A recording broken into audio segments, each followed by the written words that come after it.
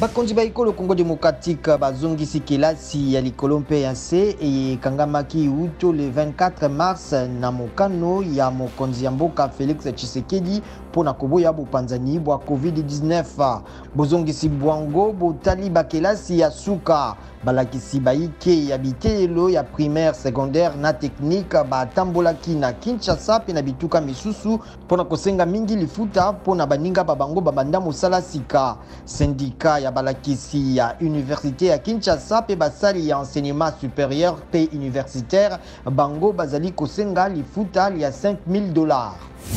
Mbula materi ya ekolo Congo démocratique esengi bato banso bazali na minduki kokende komilakisa na commission nationale ya contrôle ya ba armes légères pe petit calibre mpe ya bokitisi mobulu na minduki na Lingwala na Kinshasa.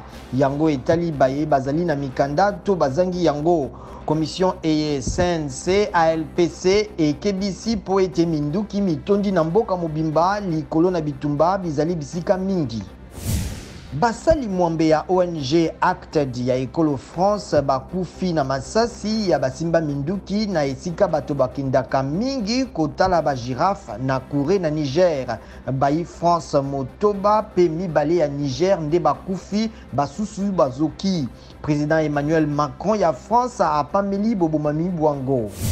États-Unis eleki motango mwa milion mitano ya bayebani kozwama na COVID-19 koleka bato nkoto kama moko na tuku motoba na mibale nde basili kokufa. Président Donald Trump atie manzaka na mokano ya kosunga bazangi mosala ata ba républicain na ba démocrate nanu bayokani te na Congrès.